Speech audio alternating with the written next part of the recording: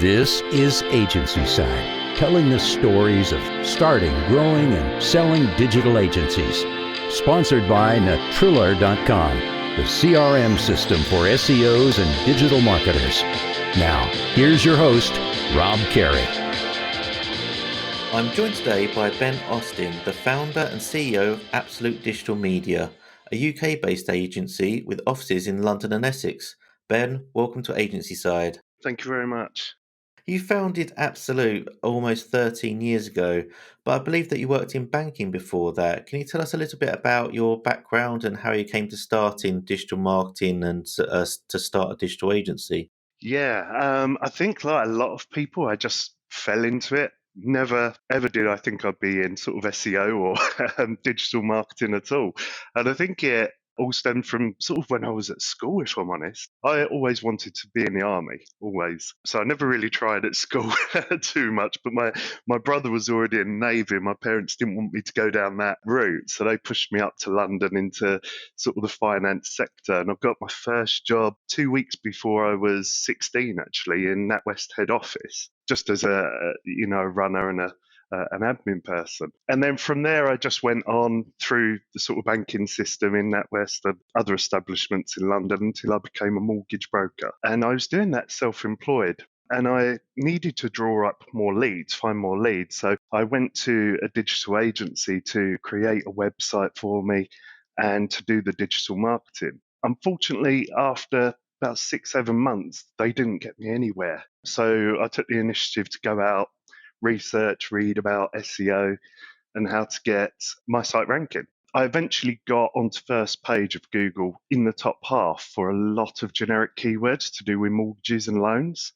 And in late 2007, early 2008, when the financial crash happened, mortgages were getting harder and harder to write because people's credit wasn't as good. The banks tightened up on their criteria for lending, but also regulation as well. So I turned it into an affiliate site and started selling the leads because I couldn't lend so easily. And that was running for a few months now. I was approached by a major price comparison site to purchase the site off me. So after a bit of negotiation, they talked me into selling that to them. And from there, I was a bit lost. I was like, what do I do now? And at the time, I was also helping some friends with their SEO. And I thought to myself, well, why not set an agency up? But it wasn't even going to be an agency. I was just going to freelance. Why don't I start getting into this and get paid for doing it rather than just helping people? So that's where it sort of came from, really, and the transition.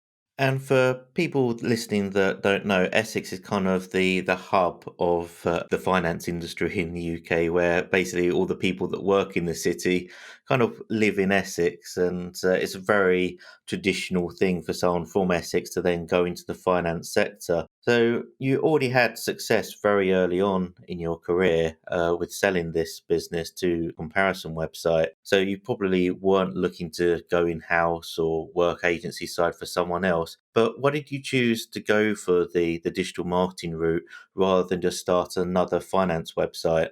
I think that it was just a natural progression. I think, SEO had changed since I started doing it as well. And as I say, I think it's just a natural progression that the site had gone. I was sitting about and I was thinking, well, what else can I do? I didn't want to do sort of affiliate lead selling for it. And I really didn't want to stick within the finance industry because of the restrictions. And as I say, I was just helping some people out and they were saying to me, why don't you do this for others? So I thought, do you know what? I'll try it. And what I started doing, I didn't even have a registered company or a website when I started. And I just started calling some companies to see if they'd be interested in SEO, just going through the Google listings and giving them a call. And funny story is I got a few checks through. I just made a name up for a company, didn't register it. As I say, had no website, had nothing. And I was just calling them, going through sort of second page, third page, fourth page of Google for certain keywords. And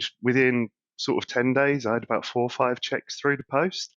And I actually sent them all back because I just thought this is a bit easy. When I was in finance, it was very hard. There was a lot of obstacles to come over in terms of regulation and know your customer and making sure you're sticking to all the right rules. And then all of a sudden, I was just literally onboarding clients or getting people sending me checks to be onboarded for SEO. And, I was a bit panicky about it. So I sent the checks back. And I think a week after that, I was having a chat with my dad and he was saying, how's it going? And I said, well, actually, I've sent them all back. So I'm a bit worried. And he went, no, go for it. Just look into it. Go for it. So I actually called all them customers back and got them to resend the checks again. And I was like, do you know what? Let's go for it. Let's not be worried. Let's go out there and do it. So I gave them all a call and I said, yep, let's go forward. And it just went from there. After that, I think, about 6 or 7 months, I didn't have a website either. Just onboarding clients from sort of cold calling them, really. And it's just gone from there. But no way did I think it would be more than a one-man band at the time. I think you're the first agency founder that I've spoken to who got paid before they even had a company or a website name around them. That was the worry. I was thinking, wow. But no, it's all worked out really well.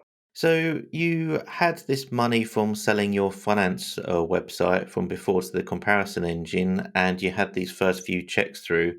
But when it came to hiring your first few members of staff, did you take investment for that, or use your existing funds, or did you save up the revenue from the clients that you was already working on?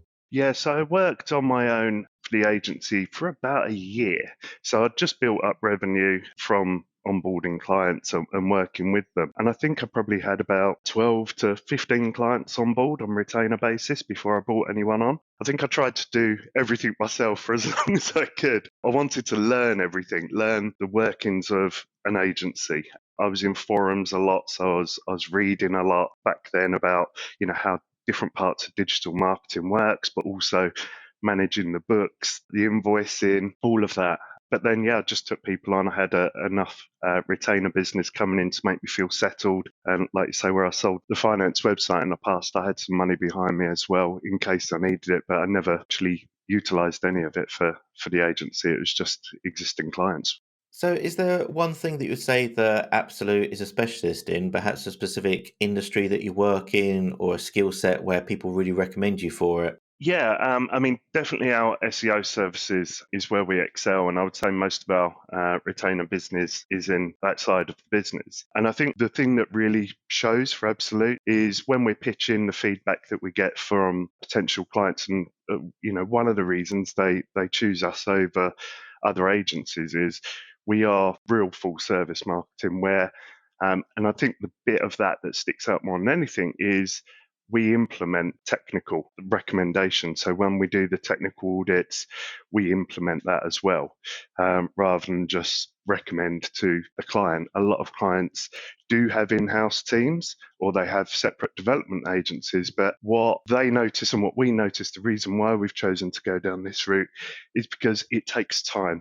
And a lot of the times the in-house devs are working on other parts of the website or adding products or services to the site or the maintenance, and they don't get the time to get around to what we really want them to implement or what agencies want them to implement to help the SEO. So we take that burden off them. In terms of industry, which was part of your question, I'd definitely say the finance industry is one that we're well known for. We get a lot of inquiries on that side of things, probably because of my background, being in finance myself, so I do have good knowledge of it. But as you can see from awards that we've been nominated for and won, a lot of them are in the financial industry sector as well. So we do get a lot of companies in that sector come to us. And I noticed from your website as well that you offer website design services. So, what is the revenue split between the design and the development work that you do versus the marketing, such as SEO? The revenue split for design and development is very, very low. We bought in web design development a number of years ago, probably about 7, 8 years ago, in order to generate more leads for our marketing services. So it wasn't that we wanted to move into design and development. It was more, let's add another string to our bow to attract people to our agency to then cross-sell our marketing services to them once the site is done. But the reason why this question is so interesting is over the last few months, we've taken a decision to not offer web design and development anymore moving forwards. We're going through a refresh of our website, a bit of a rebrand actually, which we're hoping to launch in a couple of months. And we're not going to have design development on our website at all, just because we want to stick to and focus on what we're really good at, which is the marketing side. Yeah, that's quite interesting because website design is a large part of your website at the moment, I guess because it's a lot easier to do case studies on web design projects than it is an SEO project where maybe it's harder to tell what the ROI was for a client, or maybe that client doesn't want other people to know that they were using you or that they were doing SEO themselves. So I guess you kind of like lose that from your website if you stop offering those web design services. Yeah, so the new site's going to showcase a lot more in terms of case studies of our marketing efforts, so our SEO, our PPC, digital PR services as well, which we set up in October. So we started offering digital PR back then. So that's working really well. So that's going to be a big part of our website moving forwards. And how big is your team right now? And do you have a separate team for paid media as well as SEO? Yeah, so we've got 34 people within the agency at the moment, all full-time employed. And the split, I would say, is well, we've got 6 people on paid media, and the rest is pretty much digital PR, SEO, and then some support staff as well to keep the business ticking over, keep everyone getting paid and all the back end stuff. And the paid media accounts that you do manage, are they usually clients that already use you for SEO and then you cross sell the paid media to them, or do people come directly to you for that paid media service? It's a mix of both, to be honest. So we do get people come to us directly for paid media, but also when we're working with clients on SEO, they're obviously asking about other things that we offer or asking our advice, what's next. So yeah, obviously we speak to them about the other services, which is the PPC side of things, and now the digital PR side of things as well.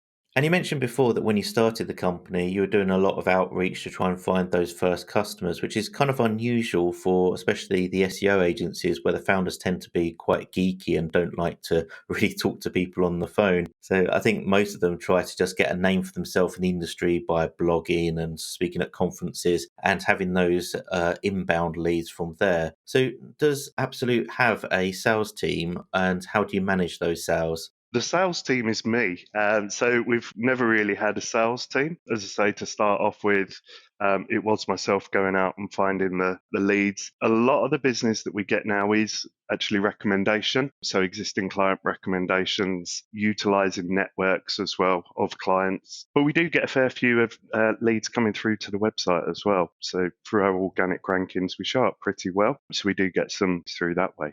And is there a reason why clients choose Absolute over a large London-based agency? Is it because maybe they create a short list of agencies based on Googling for those certain keywords and building up a list of people to contact? Or do you think that they know you because of a certain expertise? Again, I think it's a mix. I think we do speak to people that come to us and they say they're speaking to other agencies and they've got a list of agencies that they're reaching out to. But like I said earlier, I think a good thing for us where we win a lot of the pitches that we go to is that we are true full service in terms of the marketing side of things. So we can implement for a lot of customers where a lot of the agencies that we come up against just recommend.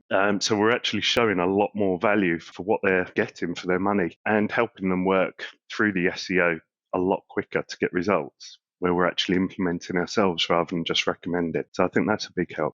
How hands-on were you with client work when Absolute started, and what does your week look like 13 years later? I know that you're still doing the pitching for clients and handling sales, but do you do the bookkeeping or deal with HR? Have you managed to outsource most of that extra work? So, in terms of when I first started, as I say, it was everything I was involved in, absolutely everything. And even now, I'm still involved in quite a lot. So, like you say, the pitching, the strategy meetings, etc. Speaking to clients on a regular basis. I will pick up the phone regularly to various clients. Spot check, make sure they're happy, make sure they're aware of the strategy, if there's anything else we can do for them. In terms of sort of HR side of things and the finances, we have 2 in-house people that work in finance and HR department. So that's a bit I'm glad to have got rid of about 9 years ago.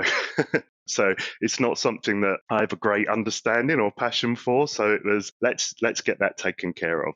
But we did decide to go and hire people in house rather than sort of outsourcing it. And how many hours a week do you think you work now versus when you first started Absolute, including all those times that you look at your work email over weekends? And do you think it's negatively affected your personal life at all? I definitely work a lot more hours now than I did, funnily enough. But in terms of negatively affecting me, not at all. The reason why I work a lot more hours now is I'm enjoying it. I do have a passion for the agency. I enjoy what the agency stands for, what we do. My wife sort of runs the agency with me. So our life is pretty much consumed by Absolute and everything about Absolute. So, it is enjoyable. We work a lot more, but we work on it together and we're always pushing to what is next. And, funnily enough, sad enough as it might sound, sometimes at weekends we're like, is it Monday yet?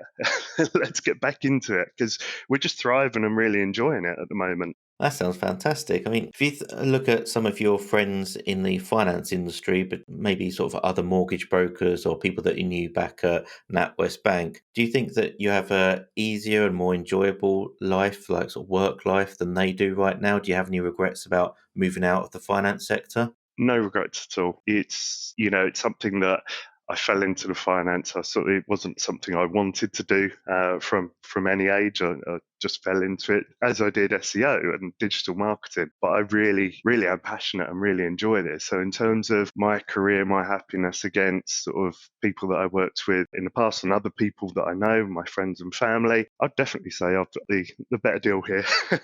Just because I'm passionate about it, I do enjoy it, and I can see things moving forwards. We've got a lot of ambition for Absolute, and over the next coming years, that's something we really want to push. And the good thing I like about having an independent agency is I've got full control. Sometimes puts a bit of pressure on at certain times, but it is a challenge, and I like a challenge. And if you had a son or daughter and they told you that they wanted to start their own digital agency, perhaps instead of going to university, would you be happy about that, or would you try to stop them? No, I'd be happy. I'd be happy. I'd be a bit secretive. I don't know if I'd tell them all my secrets. I'd be worried about competition from them. No, I would encourage them. As I say, I really like it. So if it was the right fit for them and it's something they wanted to do and they were passionate about or showed an interest, I'd definitely direct them down this road. I think it's a growing industry, and I think it's going to be around for a long time. And you do get a feel-good factor out of it a lot of times as well. Something that is a big topic at the moment in our industry because of COVID-19 is office space, and should you work remotely or is it better to work in an office as an agency? How important has your office space been to your company and to the company culture? And would you commit to a 3, 5, or even 10-year lease on an office again if you started out? No, I wouldn't, is the short answer. And I'll tell you why. So, we have decided from COVID. So, we've always been in an office, always had an office. I've always found it hard to let go. So, I'm always in and amongst everything. So, I always thought we'll always have an office where everybody's together and I can, go in the meeting room, get involved in strategies, call across the office, go and sit with someone. People are welcome to come over to me. So, I always thought we'd be in office. But since March and the COVID lockdown, obviously we haven't been into the office once since. It's just laid dormant. And in August, we put a vote out to all the staff in the agency whether they want to go back. So, do they want to, after lockdown, go back and work in the office? Do they want to stay at home and work, or do they want a hybrid model where it's a bit flexible, a day or two in the office a week and, working from home a few days a week? Everybody said for different reasons, working from home suited them better. So based on that, we've actually let our office go and we're in the process of signing the lease over to another company right now, which should finalize in the next month or so. So as of now, as of sort of March, we are a fully remote agency and will remain so as well moving forwards, which, I'm proud of. And for the agency, it's opened up so many more doors. So we've had a fantastic year actually in onboarding new clients and growing the business. We've grown over 52% since March before lockdown. And that's, obviously meant that we've had to hire. In the past, because we're so close to London, we've always found it very, very hard to hire for the agency because people in Essex, it's half an hour to get to London. They want that London lifestyle before lockdown happened. So we always found it very, very hard to hire the right people. Now being remote, we've hired, I think, 11 people from around the country. So it just opens our talent pool right up rather than sort of trying to drag someone out of London or, finding someone in Essex that doesn't want to work in London. We've got millions of people to choose from now. It's surprising how many agencies are now going remote first. Do you think that an agency's location is still important these days to clients that you speak to, or do you think that they just hire an agency from anywhere in the UK or anywhere in the world these days, just based on their specific needs and the talent that they're after? Yeah, I think in the past, not even recently, but going back a while ago, something because I do a lot of the pitching and absolute, something that I used to come up against a lot was where are you located? And people were interested in working with a localized business where they can go in. But I think where everything is so much more digital now, and you've got, Zoom calls, video calls, you've got, your Teams chats and your Teams videos and so many more. I don't think it's important, and I'm certainly not coming up against that at all. And again, that's not just since sort of COVID hit, that's been for a little while. I think people now are more educated to SEO as well. So they know more about what they're looking for rather than I'm not sure what digital marketing is, what paid media is, what SEO is, what social is. So I want to go in and speak to them and see the white to their eyes. They know more about what they're looking for when looking for an agency. So I think that's their first priority more than location. Are most of your current clients located in Essex, or are they nationwide, or do you have international clients as well? No, actually, we've got very few clients in Essex. We do have clients in Essex, but they are nationwide. And we do have some international clients as well. But I would say 90% of our clients are throughout the whole UK. So it's not something that we specialise in localised. Do you see a time when everyone apart from the largest websites just builds their site on Wix, Squarespace, and Webflow and allows Google to manage their ad spend for them and relies on SEO plugins to manage their SEO? Do you see a point where digital agencies will ever go extinct? I hope not. um, no, on a serious note, no, I don't. The reason being is if everybody's doing, the same type of web platforms through, like you say, Wix and Squarespace, allow Google to manage their ad spend and let's say plugins to CMS, optimizing the on page, then, all of them different points are going to work on the same factors. And therefore, how is one company going to differentiate from the other?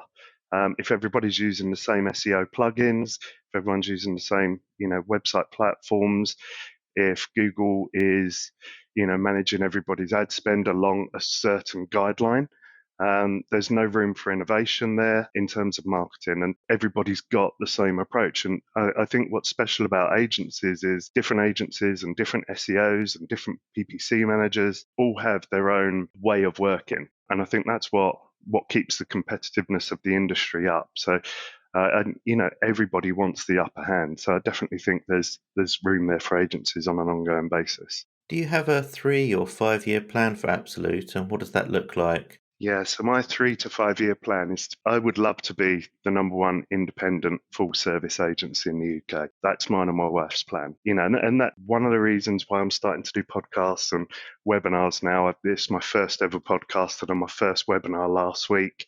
So it's just getting my name out there as well as pushing the agency, and we're pushing our staff out there as well. Those who want to talk, we're putting them out in the industry. That's our goal in the next 3 to 5 years, is to be recognised as the number one full service independent agency.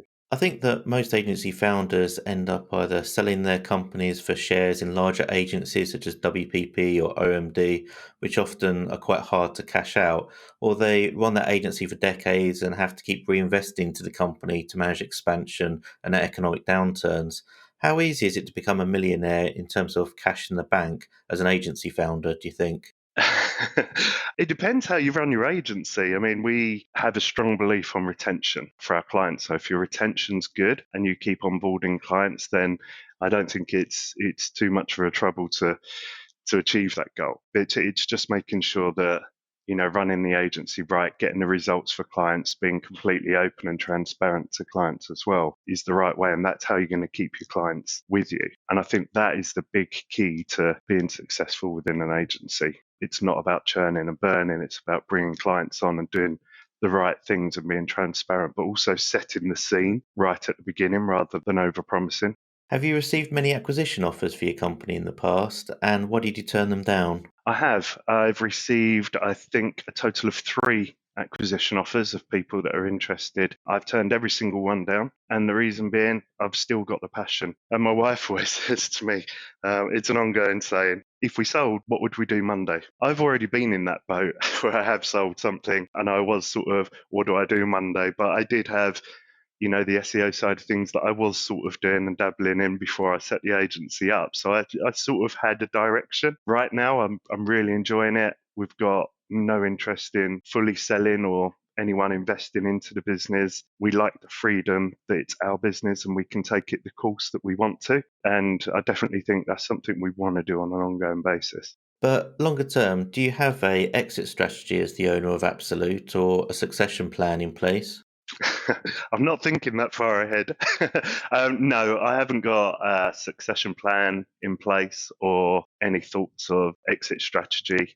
I think at the moment, like I say, we're just enjoying it. We just want to ride the wave while we can. I'm 39 now, 40 in June. I think I've got at least another 10, 15 years in me in enjoying this. And I know if I ever did think about selling it, my wife would kill me because she loves it. If you could give a new agency founder one piece of advice, what would it be? The one word would be resilience. Tenacity, resilience. It is, if you've got the passion for it, it's the best thing ever. But you do have to take the rough with the smooth. There are hard times all the way with every business. But if you can get through them, be resilient, go back to why did you get into it and think about the good things that the agency's brought you in terms of memories, fun, the feel-good factor when you're getting results for clients, the fact that you are building something yourself.